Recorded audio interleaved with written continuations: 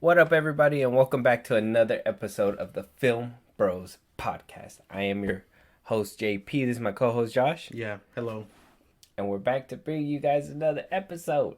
Another episode with the film news. And at the end of all this, we are going to be giving out our spoiler review for Andor, the season finale. Season 1 is in its entirety has now came out on Disney Plus. So if you guys haven't seen it yet, and you guys were just waiting to binge it, go ahead and, go watch those before you hear this. It will be a spoiler, so we will be letting you know before we get to that segment. But with that, Josh, let them know where they can find us, and yeah. You can find us, well, if you're on YouTube, you found us here at FilmBros Podcast. We're on Spotify and Apple Podcasts as well. Again, FilmBros Podcast. And if you want to leave a comment and stuff, we're on Twitter and TikTok, so at FilmBros Podcast. Yes, sir. And with that, we're just going to get started with, like I said, with a little bit of stuff that came out in the past couple days. First things first, a new Avatar trailer has just came out. Looked gorgeous, looked beautiful. It's gonna be the movie to beat, right? You seen the trailer? I saw the trailer. It looked good to you? Yeah, it looked good. It does, really good.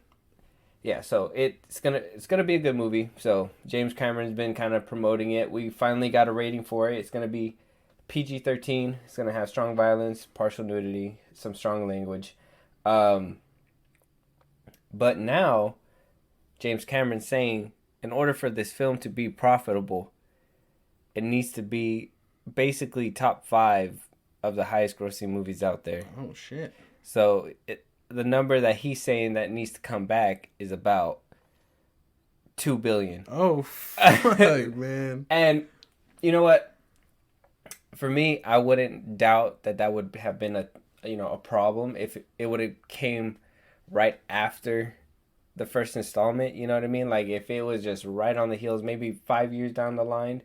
But how long has it been since we got the first one? 10 years? 15 years? When did that one come out? That one came out, let me see. 2009. Yeah. 2009. We're barely getting this one in 22. So, been a good minute. A little ambitious, in my opinion. Maybe the movie was expensive. Almost. So if it doesn't, what I'm thinking, if it doesn't make that $2 billion, because he said that if it doesn't perform, then they're not making 4 and 5. So does that mean that it needs to make $2 billion in order for them to make 4 and 5, or do they got to get close to that number to make it, make them want to proceed with these plans? I'd imagine around that ballpark because, I mean, that's a lot of money. That's a lot of studio money, you know what I mean? To go into, like, his visual effects, which, again, the movie looks fucking amazing. But, yeah, I'd imagine $2 billion or so, around there. For them to be like, all right, go ahead and make 4 and 5. Yeah, man. Asking for a crazy, crazy, crazy amount of money. Because if the actors and stuff are contracted for a third one, depending on how this one works, then 4 and 5 might just be out of the box if it does not do well. Yeah, I mean, and like I said, it seems like an ambitious number, right? It for where it's at. $2 billion. I mean, James Cameron is James Cameron. I kind of feel like miracles can happen with him. Can he capture lightning in the bottle twice? I think so. Yeah, I hope so. Go see this movie. Go see the It looks good, man. To be honest, the PG-13 rating will help it out a lot as well. There's going to be a lot more people to be able to go watch it. So I have high hopes for it. I don't know if it's going to reach that $2 billion mark, only because of the lengthy time it has taken to come out. But I think it probably make a good close. I say over $1 billion. Yeah, I think either over one, like just slightly over $1 billion or slightly under $1 billion. I had to think. That's where I'd put my money. Yeah, so like 800, 900 million. Yeah, mark. Yeah, somewhere around there. Yeah, and if they hit $1 billion, cool. At least then they could be like, yeah, we hit $1 billion. And then if they decide to like pump it out again, like they did with the first one back then cool. Yeah, because that movie is gonna be pristine. I don't know. Like I said, I don't know if it'll make 2 billion, but we'll see what happens. What about you guys out there? What do you guys think? You think it's gonna make it to 2 billion? Have you guys seen the new trailer? PG-13 rating with the movie. So if you guys haven't thought about watching it, take the kids. PG-13, it ain't that bad. Show your kids the first one first. Yeah. It's on Disney Plus. Oh yeah, they put it back on there. Show them that one, and then take them to go see the second one because this is for us. Oh, whoa. What about that hole in the trees, tails, ponytails? That's nothing. It's dirty if you think about it from that point of view, but it's like these blue people were doing some dirty shit. It's about he's having voting for children. No, it's about having like a deeper connection stuff. That's what I think. Oh, he got a deeper connection. You're gross. Yeah. So on the Marvel Studio side, we've been hearing that they may have gotten a panel for the Comic-Con 22 next Thursday. Oh yeah. They might have an Ant-Man. I was about to say Iron Man. An Ant-Man panel. I know that a couple other surprises might happen there, but I mean, they're dedicating a panel to Ant-Man. Do you think that this movie is gonna have a little bit more implications and more vision on where the future is going? Nah, man. I don't know. I don't think so. Low hopes for Ant-Man? No. I mean, I'm sure the movie will be fine and everything, and Kang will carry because he looks fucking great. But Kang. But I don't know, because the third. You think about it, the second one didn't really set up much. You watched it, and then the post-credit scene was like, oh yeah, they got sucked in here. That's where they're at during the whole end game. Yeah. And then, like, I don't know. The first one was cool. Like I said, I don't mind the first one. That one was just to introduce his character and shit like that. Second one kind of felt like filler. It was fun, but filler. And then, I don't know. Hopefully they do something right. I imagine they will, though, because it's to push Kang forward. But I don't know. I don't think they'll show anything spectacular that they didn't show at Comic-Con. Yeah. Do you think that they're going to make those Wonder Man announcements and actually, like, put them on that would be nice. On stage? Walk them out? That would be nice, actually. It'd be cool. I mean, they before they didn't even know if they were going to be going at all, so it's good to know that they're actually going to be there and we're actually going to get something from it. Like I said, Marvel hasn't really been my best friend right now with their media and stuff, but I mean, hopefully, I mean, with Ant-Man, I've been kind of excited for it, so anything that they'll give me a little glimpse of, I'm kind of hyped. Ant-Man has not been at the bottom of my totem pole at all, but like seeing how this one has like a totally different tone and it's going to be a little bit more serious is kind of catching my attention, because this is kind of what I wish they would have done with the first two. The first one was kind of goofy and silly, and then the second one kind of got that seriousness with the goofiness still in there, but now seems like they're going, a little bit more serious with the goofy in the backside, So. Yeah, no. I hope this one does take itself a little bit more seriously. Like, we know it's gonna have comedy and stuff because Scott is naturally funny, Paul Rudd and whatnot. But like, Kang is a menace, and I hope they treat him seriously as he's supposed to be taken. Yeah. He is he looks great. If you guys haven't seen that photo yet, that photo where he's standing right there opposite of Ant-Man, go look at it. Yeah. Empire magazine. We'll probably put a picture of it on the video. Yeah. We have it on our last video as well. If you guys haven't seen that one, go check that one out. Another thing, Chris Hemsworth has kind of been on I don't want to say on a press tour to like drag Love and Thunder, but he's been a little bit more vocal recently of his experience with it, what he thinks of the character. He thinks the arc's at the end point. Maybe because of the poor reception that Love and Thunder got. But now he's coming out and saying that he wants a completely different tone. Obviously, we got that tone from Taika Waititi. He did Ragnarok which it was successful. It was good. I liked Ragnarok. That the humor. They liked the comedy side of Thor. So like I thought it was a good take. And he kind of compared it in the interview where he said uh, Thor 1 and 2 kind of fit together, and then you got Ragnarok and Love and Thunder that kind of fit together, you know what I mean? And in a way, I'm going to kind of throw it a little bit further. In Infinity War to Endgame, they kind of fit together too. It kind of was a whole arc between those two movies as well. So I would want them, because he's saying that he wants a different tone. I would want them to have a different tone, but I would like them to have that tone where Ragnarok was. Ragnarok kind of was like the top for me.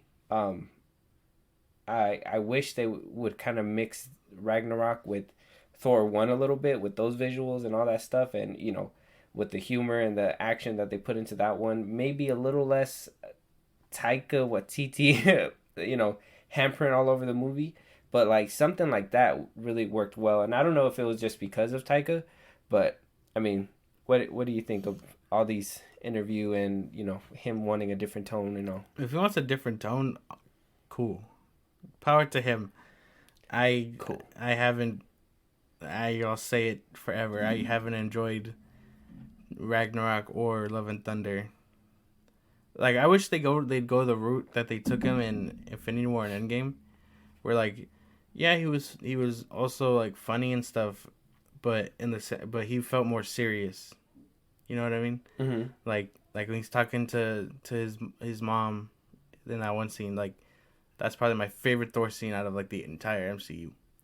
Talking to his mama? Yeah, when he's like broken and shit, and she's just like, well, shit happens, and then he finds out he's worthy. Like, yeah, that's a really like cool moment. You know what I mean? And it wasn't ruined by some joke or nothing like that. It was just like a heartfelt moment, and then Rocket comes in, and he's like, "We gotta go. I got this shit." Mm-hmm. But I don't know if he decides to come out of his little hiatus or whatever and decides, yeah, let's change it up, then cool. Hopefully they don't give it to Taika, because we saw what he did with the last two. Maybe it's time to give it to someone else and see what they do with it. Yeah, because Love and Thunder did not stick. And don't get me wrong, I don't have an issue with Taika Waititi's work. I like his work. I've never had an issue with his work. But Love and Thunder just seemed too much. Like it just didn't feel like one of those Thor movies. Even Ragnarok to me felt like kind of like Thor, and it kind of connected with Infinity War and Endgame. So that's why I kind of liked it too. It kind of felt like it bridged a 3-movie arc, in my opinion. You know what I mean? Already. And the fourth one, Love and Thunder, like it's his fourth movie, right? Like that one just felt disconnected. Like they just did a whole 180. Yeah, he was going through a crisis, but this man has been going through a crisis like throughout this whole MCU arc. I always feel like they just kind of reverted back to the same thing. Like he's finding himself. Yeah, he's been trying to find himself ever since he showed up in Thor way back when. Mm-hmm. So I mean, we'll see what happens. I mean, hopefully they do a different tone, but maybe we should. If they can't seem to nail Thor, because I really liked him in the first two. He was really, more mythical and stuff like that. And then in these recent ones, I mean, he played that side, but it wasn't as heavy as it was, I would say, in the first one, right? So, yeah, I would want a different tone. Maybe, maybe just a little slight different direction altogether, but I mean, not too much to the point where, it will take you out of that MCU feel. You know what I mean? But I'm down for a new direction if he's down for it. Something better than Dark World, and something not as terrible as Love and Thunder. Yeah, that middle ground. Yeah. Ragnarok. Say it. I guess. Say it. Say the middle ground, Ragnarok. You can't. You're white. What do you mean? That's not middle ground. What do you mean? It's not middle ground. What do you mean? Okay, why not? What do you mean, why not? Why not? This isn't a Thor Ragnarok review. It's No. You opened the can of worms. Now we're gonna go down it. Go ahead. No, I'm not doing all that. All right then. Moving on. Read the damn book. So now we also got We also got Quentin Tarantino. I'm putting this in with Marvel because he's talking about Marvel characters, but he basically said again that MCU actors aren't the movie stars. Captain America, Thor, Iron Man, those are the movie stars. That it doesn't really give a name for them, that it only gives a name for, those certain characters within Marvel. Now, I agree with him to an extent, but hear me out. Hear me out. So, in the beginning, Marvel took real good care and they picked and chose who they were going to get, right? RDJ perfectly embodies Iron Man, correct? When you think RDJ, you think Iron Man. Yeah. Chris Evans, Captain America. When you think Chris Evans, you're thinking Captain America, correct? Same with all of them. All in the beginning, I feel like that. Nowadays, I kind of feel like it's not like that anymore. I kind of feel like they're throwing so many superhero characters at us that they don't have that much time to show us and build up with those characters, that now it's just, it's Shang-Chi, or it's She-Hulk. Like, they're not gonna know who the girl's name is, you know what I mean? Like the actual actress or the actual actor, they're just gonna be like, oh, that's the character that they're playing.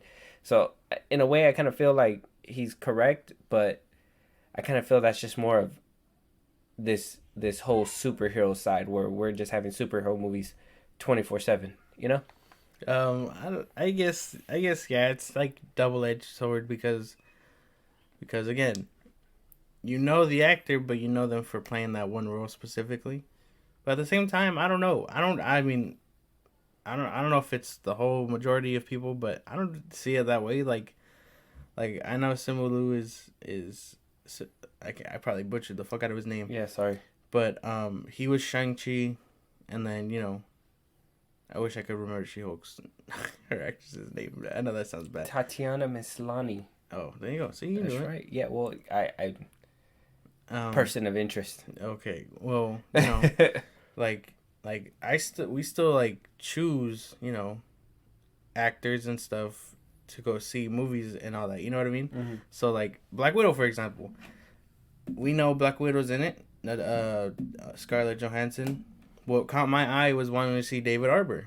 You know what I mean? Mm-hmm. So like they tie a name to these movies way before they even come out. Like David Arbor is gonna be Red Guardian. Yeah. We didn't know what's another one. Who Sochi something played America Chavez. Oh, Gomez. Yeah. So yeah. Yeah, you get it. You get it. Yeah. I'm sorry I'm butchering these names, but this is coming off top of the dome. So they obviously tie actors to these characters. It's not till when they are in these like movies when they're like, oh yeah, like America Chavez and then Scarlet Witch and whatever. But I don't know. I don't see it that way like he does. Like I don't think it's a total negative because again they have to get a good actor first. Like Christian Bale's Gore. Gore was an ass character. We know Christian Bale played him. We don't call Christian Bale Gore. We call him Christian Bale. You know what I mean? Yeah. I guess it's just hit and miss. I mean, the most well-known character that Christian Bale has played is Batman. So I feel a lot more people know Christian Bale as Batman. You know what I'm saying? So like, it depends on who you ask. Michael Keaton, Batman. Ben Affleck, Batman. Now it's Michael Keaton again. No. Robert Pattinson. There we go. Oh yeah. Oh yeah. Him too. But like, got a lot of Batmans. But you see what I mean? You can't just be like Batman, and then you gotta be like, oh, which one? Well, that's why. Don't you? Well, with that one, that opens a different topic where it's like, don't you think that there's so many Batman that not a lot of people even know a lot of their names, unless you're like, obviously like us, where we know these things, we watch these movies, we care for them. People that just go, that are casual viewers, they're not gonna know, a lot of these. A lot of people probably don't even know George Clooney probably played Batman at one point, or maybe they did because it was embarrassing. But George Clooney, and then what was the other actor from Val Kilmer? Mm-hmm. He was See what I'm See, saying? we know See our what I'm Bat- saying? we know No, our no, Batman. no, you didn't. We know I our- know. I know. I knew of him. I just forgot his name. It escaped me because again, these is just off the top of the head. But like again, that's not. Yeah. It's not like it doesn't feel like a total bad thing. I like you saw the clip of Because Batman's a mantle. you saw the clip of what is his name? Again, it's bad. He plays Falcon. He said it. Falcon? He said he plays Captain America now. Oh, Anthony Mackie. Anthony Mackie. Yes, sorry. That one escaped me. That's my fault. But what do you call it? We're here to connect the dots. Though. Yeah. What do you call it? He said it a couple years ago saying that he's just the face of Falcon. You know what I mean? But okay. Have you seen that clip going around? Yeah, I think I've seen it. What do you call it? A snippet. I'll probably put it in. But okay, what do you call it? He says it and now people are kind of aiming their gun at Tarantino for saying it, but he said that shit way prior, and maybe because social media hate hasn't been a big thing, or maybe he's just in the hot seat for saying what he's been saying for the past couple of weeks. Yeah, because Tarantino has not been quiet this whole time. That's right. So my boy, Anthony Mackie said the same thing though. Like, oh, you're not seeing it to see him, you're seeing it to see Falcon, or whatever. But like, it's not. If you're really into like actors and shit like that, you're obviously gonna be like, oh, Brad Pitt, he's playing here. Like, I'm gonna go see Bullet Train. Yeah. Whatever else. But those are more well-known names. You know what I mean? I mean, how many movies have you seen before with, not to pick on him, but Simu Liu? Besides in Shang-Chi. Same thing with, you didn't even know She-Hulk, Tatiana Maslany's name. I mean, I can't even tell you where I've seen her before either. But that's what I mean. They're not getting. They're obviously looking for new talent because all the bigger names are attached to other things. You got some over there at DC. You got some already over here at Marvel. They can't obviously redo their roles again. So now you're getting these little actors. And now that you're getting these little actors, the people that, you don't see in a bunch of movies, now you're over here putting them in the spotlight. They're not worried about who they are. They're just worried about the characters that they're portraying to bring them to life. Well, you know what I mean? Well, so Tarantino has a point, in my opinion. But the same thing could be said. Like who knows where Xochitl Gomez will go after starring as America Chavez. You know what I mean? To where she grows out of being America Chavez and whatever else. I know eventually, but as of right now, I mean, do they have anything right now? No. That's what I'm saying. So it's kind of that's what I'm saying. Like, Tarantino has a point. I mean, eventually when they make themselves a name, they're obviously going to be better. But as of right now, if they, right now, like if they would have signed Henry Cavill to a Marvel thing, I feel like that would have been a caliber of actor where they would have been like, oh, that's Henry Cavill. Tom Cruise, if they would put Tom Cruise in there, that'd be a caliber that they'd be like, if he embodies the characters well. Oh, good example. William Porter, if that's his name, I hope that's his name. The dude from that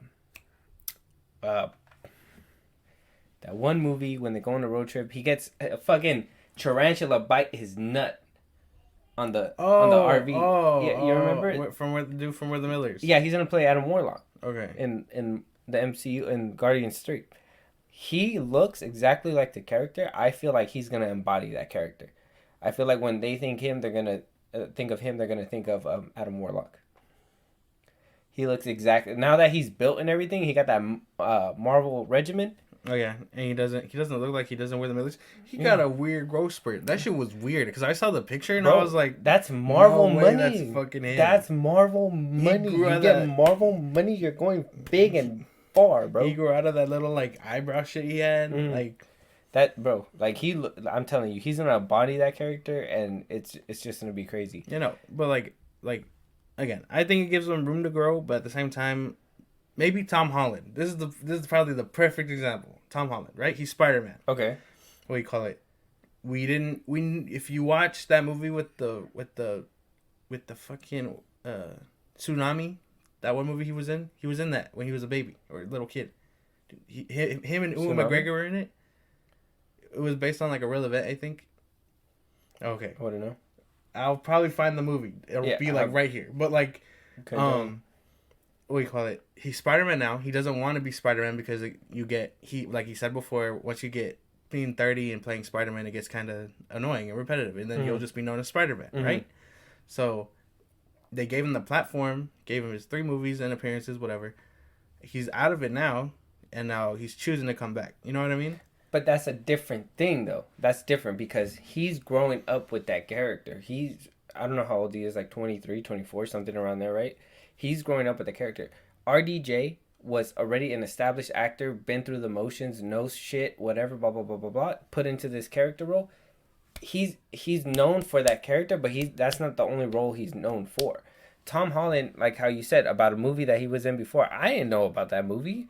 I didn't even know before Spider-Man. To be honest, I didn't know who Tom Holland really was, and then they put him on the map with all that stuff. That's right. I know who he is. I've seen a couple of the movies that he's done outside of Marvel, but growing up as that, they're only gonna know him as Spider-Man. Same thing with Xochitl Gomez. I'll tell you right now, he won't be known as Nathan Drake.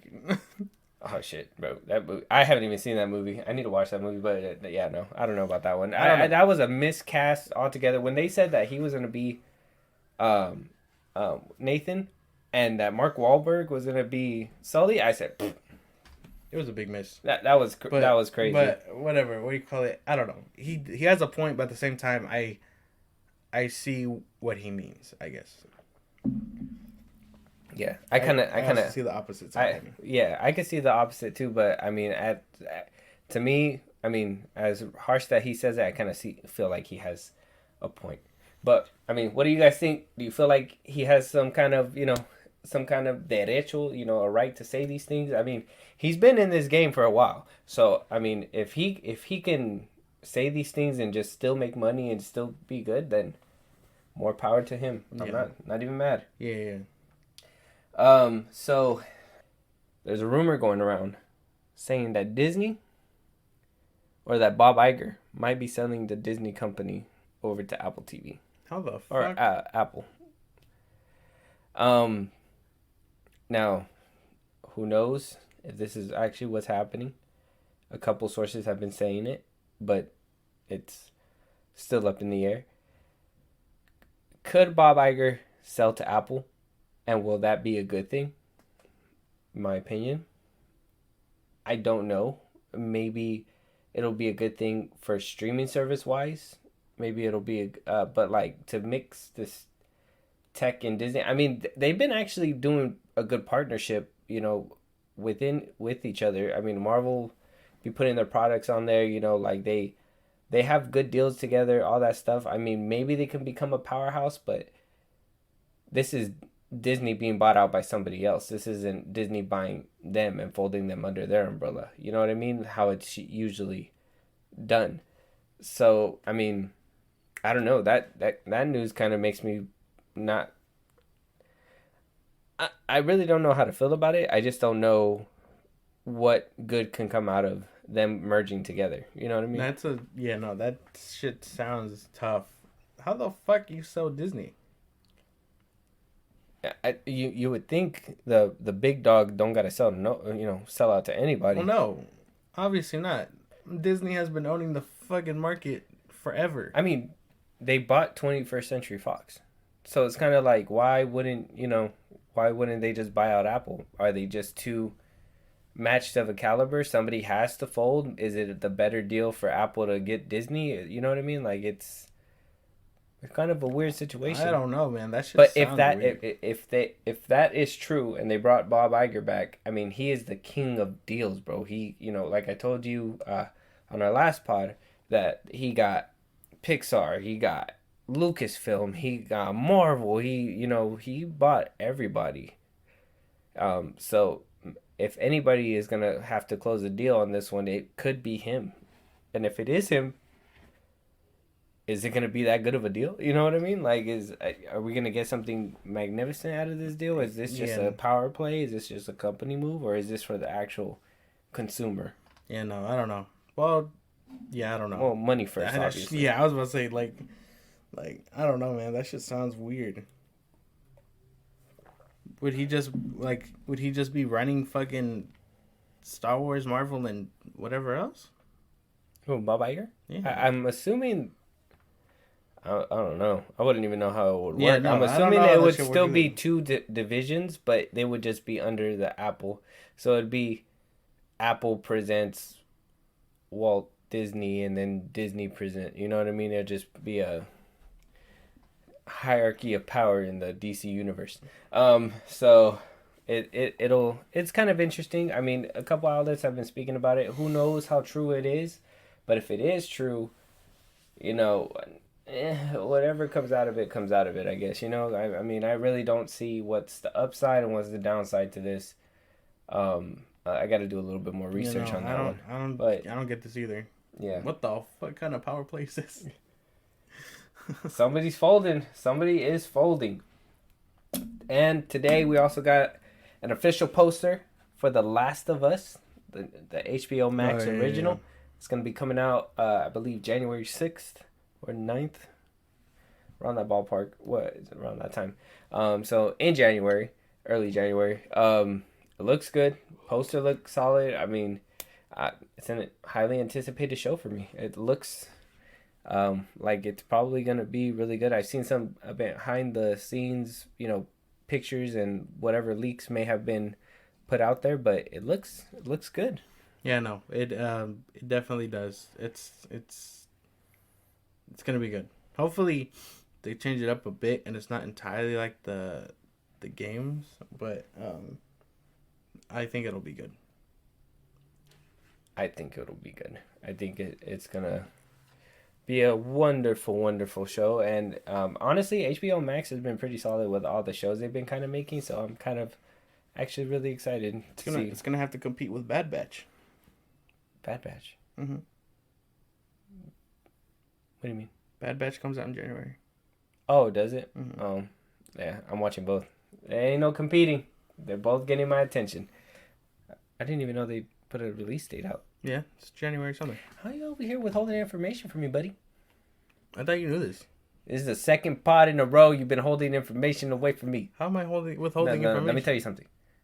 No partnership, bro. I don't Are you know. holding information? I'm not holding information. I don't know what other piece of information. I jumped this mic on you right now, bro. Ridiculous. Moving on. Ew. And I hurt my fingers. Yeah, Bro, I bet. that look, it was kind of aggressive. God. Empire Magazine shows a brief photo of Spider-Gwen from, is it kind of an exclusive look from the new Spider-Verse I saw movie? This, yeah. You seen the picture? I saw the picture. Of Spider-Gwen. It's kind of a little glimpse, but they also went as far to tell us in an interview as well with one of the producers that it's going to have 6 dominant animation styles within that movie. So, I mean, you kind of got a taste of that when he was in that little teaser trailer. Yeah. So, it looks solid. I mean, another picture came out recently, too. It kind of looks kind of obscure and blurred, but it's basically Miles in this big jacket. It has some words on the corner over there. Mm-hmm. You showed them out there. But, so it kind of, more photos are coming out. It's getting closer. I don't know how this one's going to turn out, but hearing the different animation styles, I love animation, and if they can do a really good job with this movie, I mean, shoot, I'm kind of looking forward to it, right? Yeah, totally.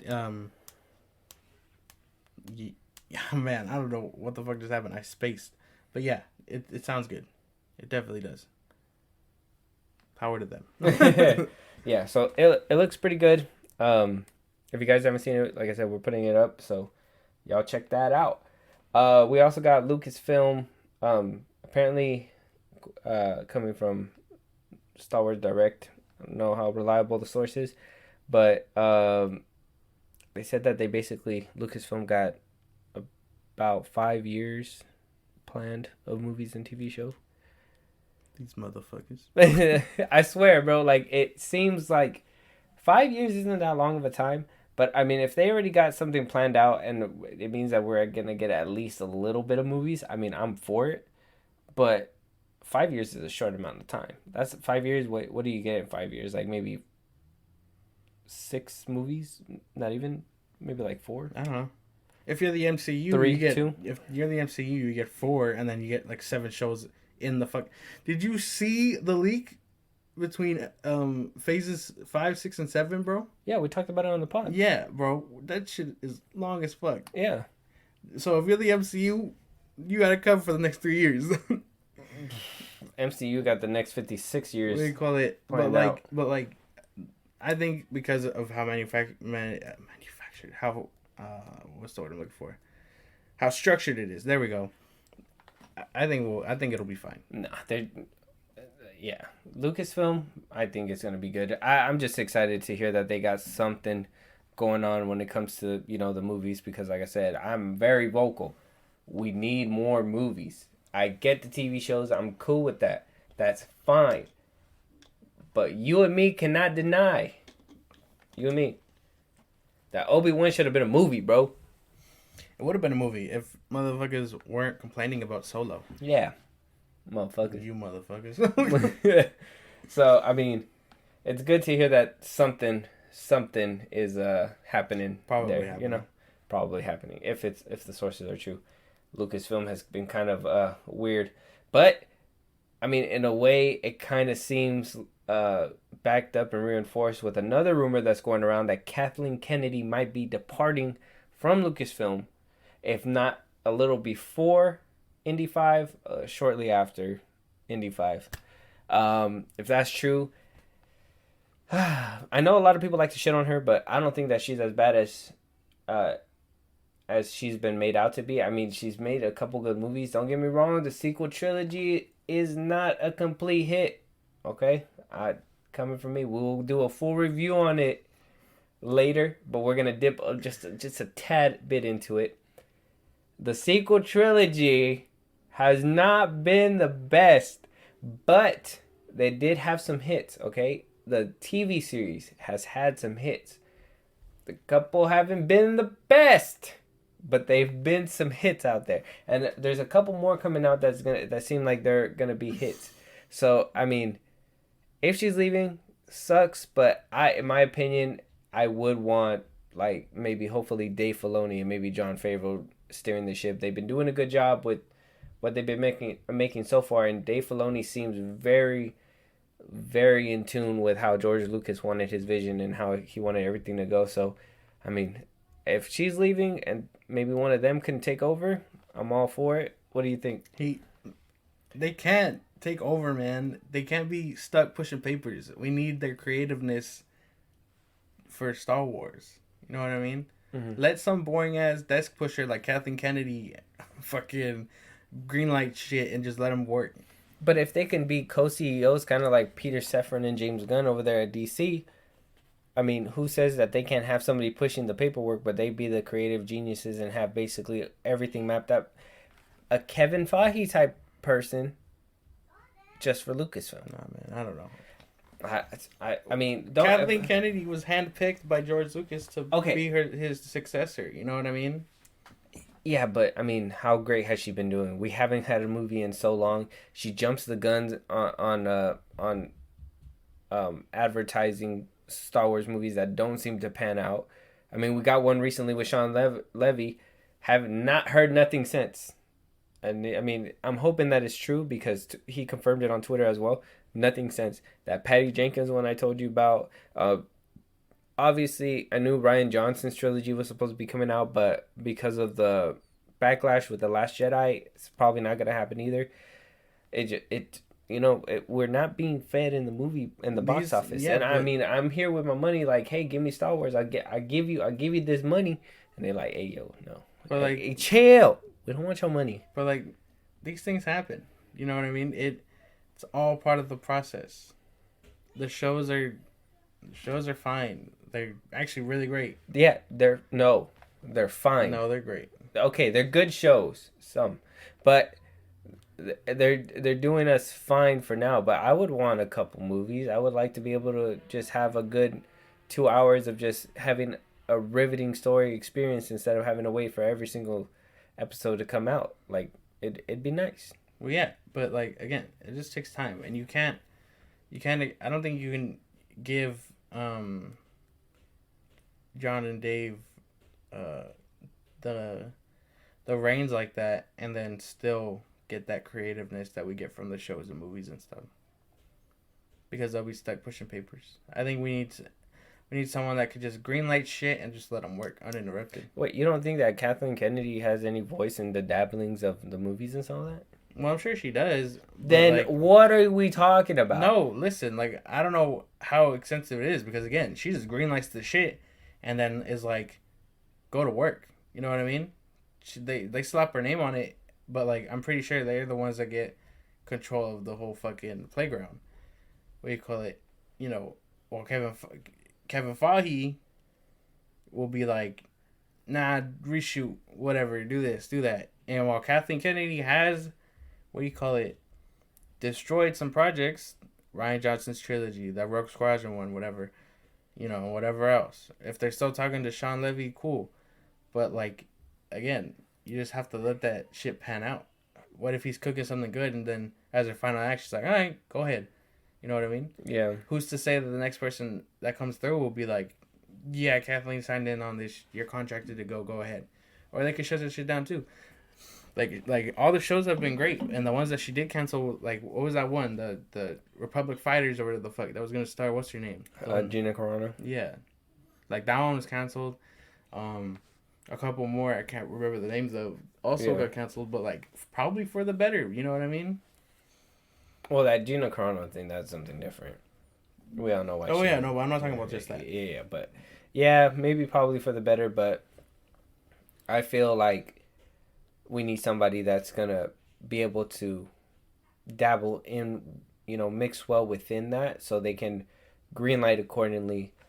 Be on the same page with them, and it's not that big of a gap, a distance. At least have some kind of knowledge with Star Wars, so you can be like, that's a good idea, but let me just say, what if we do this, this, and this? Put this here, put that. You know what I mean? You got to be able to dabble within your company, and I'm pretty sure I gotta relook what her actual restrictions and how far she can actually go.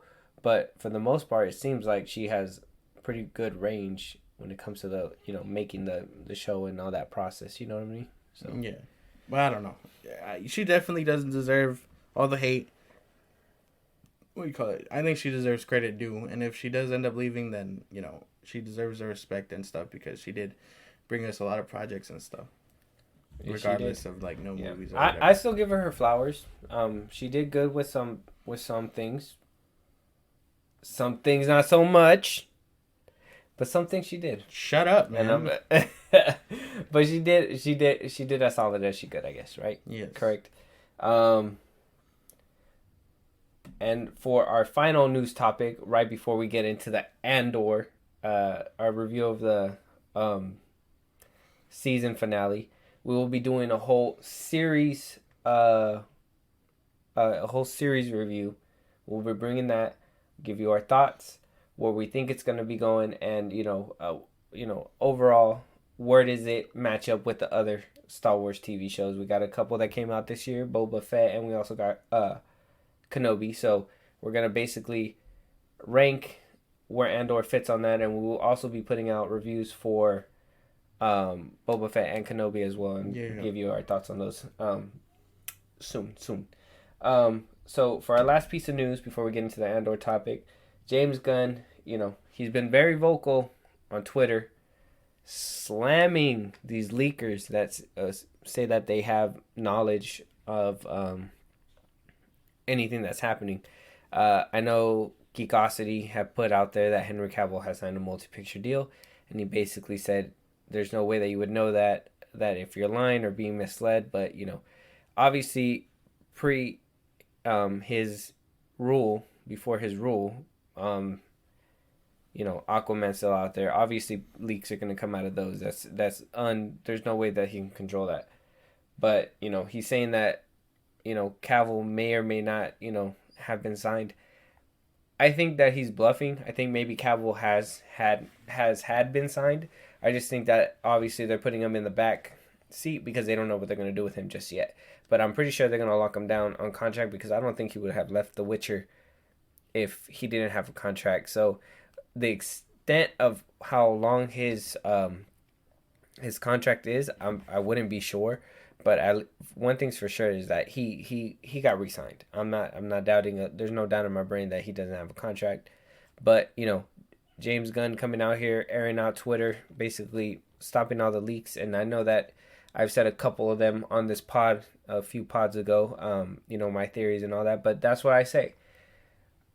I like these leaks and all that because it kind of gives me a theory. It doesn't spoil anything for me because who knows what happens in those leaks if they actually come to life, and who knows if they actually happen the same way that these leaks happen. But I like to bring them to the show just so we can theorize and play around with the idea, and whatever happens.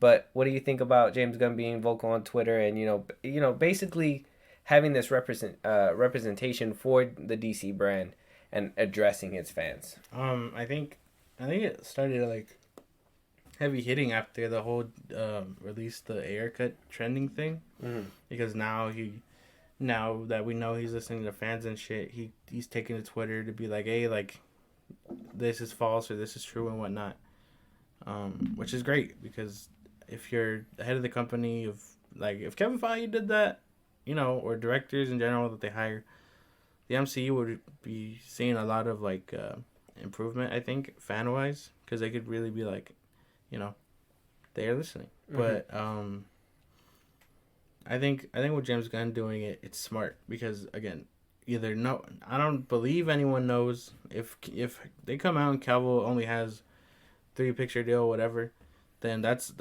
up to them. They'll revitalize it when they do or whatever, and then they'll move on from there. But like, it's smart that they're keeping it under wraps, and James Gunn is just here to be like, shut the fuck up. That's not true. You know what I mean? Yeah, I kind of like the accountability, and like I said, the representation is great for the DC brand because, kind of how I was telling you earlier too. The Rock has been vocal on Twitter and on the internet and all that stuff, and he's very vocal about Black Adam, but he hasn't really. James Gunn and him haven't really mixed, so it kind of seems like they're their own different paths. So I mean, there's maybe The Rock is thinking more of the old path, and James Gunn is trying to move into the new path. Maybe they're collaborating behind the scenes, but it just seems like everything's still up in the air. And like I said, it's good that we got him, clearing the air and saying like, no, don't believe everything that people are saying because we have yet to even tell anybody about this. You know what I mean? I think they have met.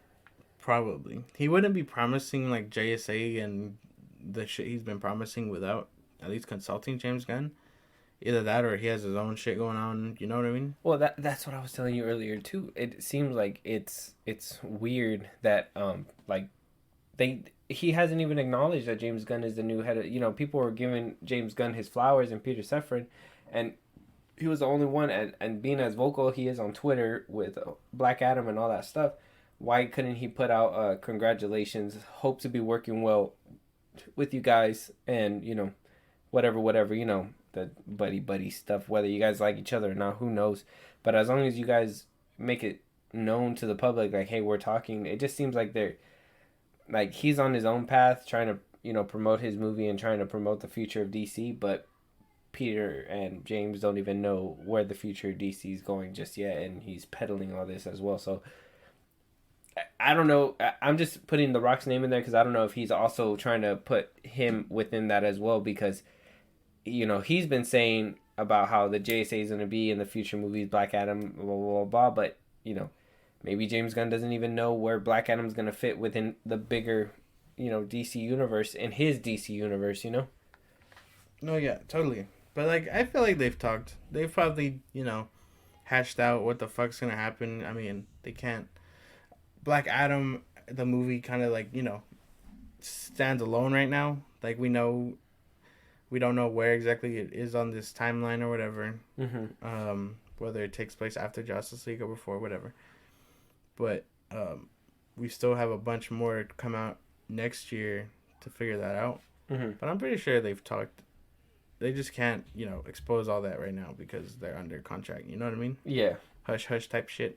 Yeah. Especially right now where everybody wants to know what's happening in DC, and, they're just trying to build that suspense. Don't tell nobody. Don't say nothing. Whatever. Yeah. I mean, they're handling it pretty well. Like I said, James Gunn being vocal on Twitter. I mean, you haven't been the biggest fan of him, so that's why I kind of directed towards you a little bit. So hopefully you're getting some kind of satisfaction out of it. I'm kind of like, just give me more DC. So if they give me more DC, James Gunn, me and you are cool, bro. Right? Yeah. Yeah, I guess. I don't want to have to watch that fucking Christmas special. Don't make me watch that shit, man. Yeah, we're gonna have to do a review on it, man. I hope you know that. Kevin Bacon. I'm happy Kevin Bacon's in there. I like Kevin Bacon. He's fine, I guess. All right, y'all. With that, we're wrapping up the news portion of it. Okay, so like I told you guys before, if you guys haven't seen Andor yet, if you not have seen the finale yet, go away. Go away. There's gonna be spoilers here. If you guys wanna, don't want it spoiled for you, go watch it. Save the video. Go watch it, and come back. Let's have the conversation. Go ahead and comment whatever you guys want in the comments. Let us know how we're doing and what you think of our conversation. With that, we're crossing the border to Andor. Spoilers ahead. And we're starting. So, episode 12, Rick's Road. The season finale for episode 1. For season 1 of Andor. We already got it confirmed that season 2 is happening. Kind of felt like this show wrapped up a lot of the loose ends that were happening within the season, but also untangled a couple more to see what's happening in the second season. Josh, I want to hear your thoughts first. What'd you think of the season finale? I liked it. It was really good. A little short, but that's to be expected with like all their series finales or whatever, season finales. Mm-hmm. Disney and Star Wars have this weird habit of just cutting time for their endings. But this one wrapped up way better than any MCU show I think ever could.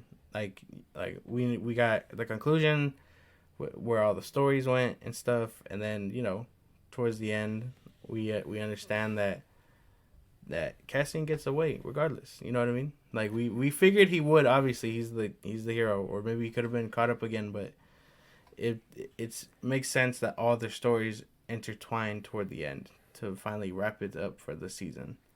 Really good episode though. Probably not my favorite.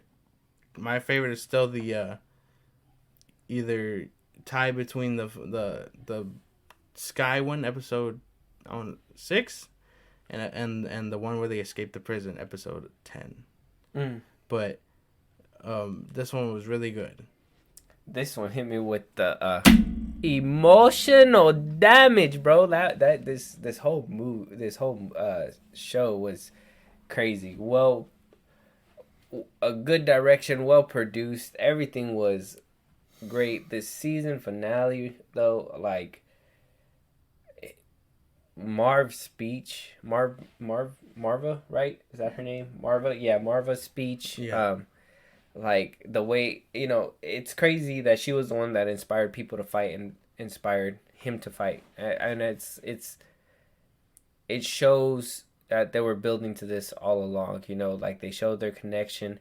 He hated leaving her in the previous ones, and in this one, like it not only was he just trying to come and mourn the loss of his mother that he felt guilty for, but all the enemies coming through. We got the rebels trying to tie up loose ends. We got the what's his name, Cyro, the cop in the beginning, in the first few episodes, that were trying to find justice for his comrades. And then we got the ISB agent, what's her name, Dedra. She was just a menace. She's been a menace this whole season. She's a menace in this one as well. They don't care. Everybody's just trying to. She's actually trying to capture him alive. Other two groups are trying to finish him off for good. Mm-hmm. And even the Empire's telling her, like, no, just kill him and be done with it. And she wants him for questioning to bring down the bigger fish. And that's the kind of ambition that she has. She doesn't just want what's there on the plate. She wants the whole dinner table. So she's a force in this one. And honestly, at one point, I thought him and her were gonna kiss. When they got put into that room, I was like, and to be honest, they're crazy enough to work, bro. I wouldn't even, and just to see like a Bonnie and Clyde type situation with them, like Empire style, trying to capture whoever, trying to go up the ranks and all that, and just like if one day they have a tragic ending, or if they live happily ever after, who knows? But I would have enjoyed them together. Yeah, I could see that. That would actually be really kind of funny. But yeah, no, this one wrapped up really well. Exciting to see season 2. Spoilers, we told you already, but that end credit scene. This one had the end credit scene. Oh, and speaking of that, real quick before you get into your thought, Okay. is this the first post credit scene for any Star Wars content? I think so. This is like the first. So it was. If you guys are watching this episode, if you guys seen it already, but have not seen the post credit scene, go back, go watch that post credit scene. It's good. Yeah. So spoilers on that one. If you guys feel like you've seen it in the entirety, if you guys have not seen that post credit scene, go watch it. Come back. Keep going. We call it. We see now that what the prisoners previously were fixing and putting together were pieces for the goddamn Death Star.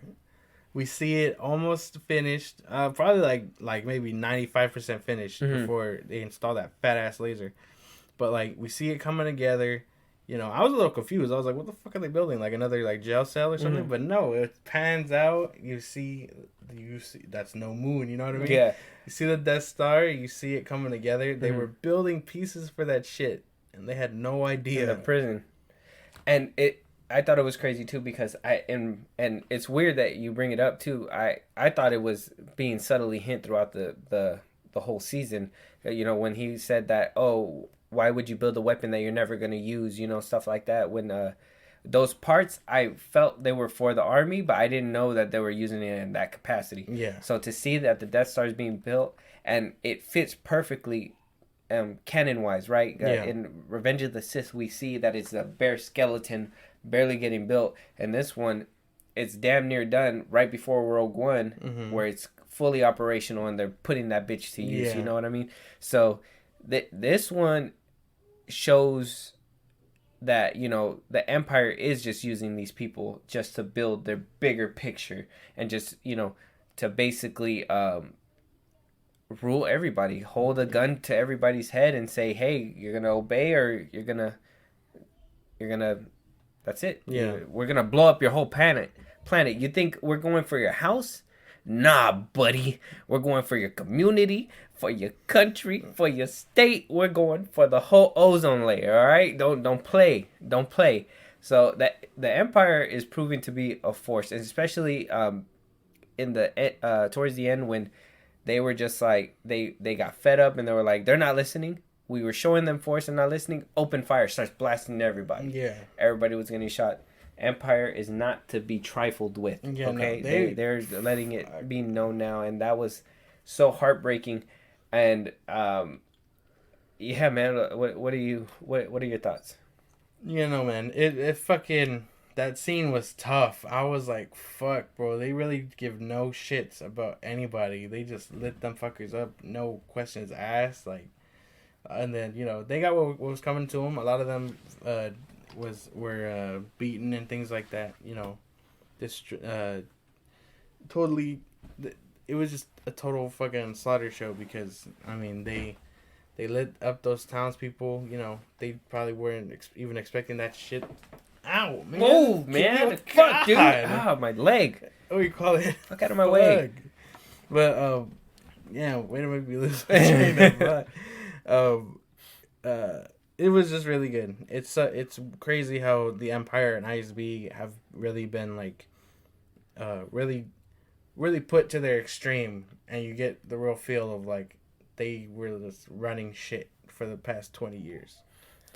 Yeah, man, it's gonna be interesting, especially with the way season 2 is gonna go. Like I said, they've been they opened up a little bit of loose ends that are gonna carry over. Yeah. The ending, we gotta talk about it. He said, "Here's the gun. Shoot me. I don't care. I'm not worried about it." You think that Luthen is gonna recruit? We're recruiting him. Well, he already did. I know he was coming back to kill him and stuff, but I mean, he obviously sees something in him. I'm pretty sure once I'm assuming he'll tell him about the prison break and stuff. Mhm. Like he's gonna see that he has that drive. You know, he could be the man on the ground floor working. You know, working the shit because I mean, he looks like a normal dude. You know what I mean? Mhm. Yeah, unfortunately, he does look like kind of like that scum of the galaxy, but like Yeah. that'll help him. You know, get to what he needs information wise and stuff. Like scum trust other scum. You know what I mean? Yup. So like I'm sure he'll recruit him, and then Mon Mothra will be like, okay, and then in Rogue One he becomes this whole trusted ally to the rebellion and stuff when he meets Jin and stuff. So. And he's still the same as he is now, and that's what I like about this season as well. Like you see his resilience, his restraint, his distrust in people still carry on throughout. Like, yeah, he wants to help, but you can tell he's doing it on his own terms. Yeah, this is how he works with it. I wanted to talk about too in this whole season, no lightsaber fights, no characters from previous movies, no anything like that, no Easter eggs. I know that I was seeing a little bit of a not too much, kind of some talk within Twitter and everything saying that there was no Darth Vader when the Death Star came out, that there was no connection, and you already have that idea when everybody's like, oh, we already know what was going to happen, it's predictable. Yeah. I personally liked that they didn't show Darth Vader, we know that he's alive out there kicking ass somewhere in the fucking universe. We know Ahsoka's out there, we know everybody's out there doing shit. I like how they kept it contained within Andor, and I like how they, regardless, without them, it was still fucking scary. Yeah. This episode had the emotion. It showed how ruthless the Empire can be. So I'm happy that they didn't need, in my opinion, this whole show did not need a Jedi for as a leg crutch. You know what I'm saying? For real, like this is just such a good episode and show. Like it didn't it had combat and stuff, blasters and stuff, but that felt a lot more real to like war and stuff, like casualties of war. You know what I mean? People are gonna die in a war. Saw Gerrera knows it. Even Luthen knows it. Shit happens. And it goes to show that like even with the Jedi scattered and stuff, they can't be everywhere all at once, which is great. You know what I mean? Because Darth Vader's doing his thing, Inquisitor are doing their things, Obi-Wan is hiding, whatever else. Like it's better that way because you could be like, oh, well, where are they? But like we know where they are. You know what I mean? Yeah. We know in Rebels, Ahsoka is probably dead or whatever, wherever she's at. Or or in between time, in between whatever else. It's better that way, I think, because it leaves you more. What's the word I'm looking for? Like on the edge of your seat, I guess. I feel like it helps not make the universe feel small. Yeah, I feel like if you're running into Ahsoka every other show or something like that, you're kind of like, well, Ahsoka got a lot of time on her hands to be going all over the place and meeting all these people. You know what I mean? Like, what is she, like an influencer in space or some shit? So it's good that they self-contain it, and we know that they're kicking out there. We know that, like I said, Darth Vader's kicking ass. Fucking Obi-Wan's a hermit. You know what I mean? Like we got all this different context from different shows, so I really like that they kept it within itself. Yeah. In this one, with that, in my opinion, this episode, this finale, it had to summarize it had the emotion, it had the action, it had the closure that we needed throughout the seasons. Yeah. Payoffs, like I said, the little subtle hints that they were building. The Death Star was laid out within it. If you guys don't catch it the first time, rewatch it. It's definitely there. Yeah. 10 out of 10 the season finale, man. Yeah. I got to give it a 10 out of 10. The performances were great. There was nothing wrong with this episode. The pacing was there. It just left you on the edge of your seat. And like I said before, whoever says that we know where this is going, where Andor is going to be, that I do not care. I still was on the edge of my seat this whole time. This was a thrill ride through and through. Yeah. Every episode, regardless if it was just a build-up, helped. with this payoff at the end. And I gotta give this episode a 10 out of 10. What do you think? Same thing. 10 out of 10. It was really good. Even though I know it's not my favorite, I know it deserves the recognition because it is good. It's just man, I got no words. This is really good. Like I can't appreciate this episode more. It gave you action. It gave you feels. Like you covered all of it. 10 out of 10. You know what I mean? Yeah, man. So with that, if you guys seen the episode, what did you guys think? Did you like the episode?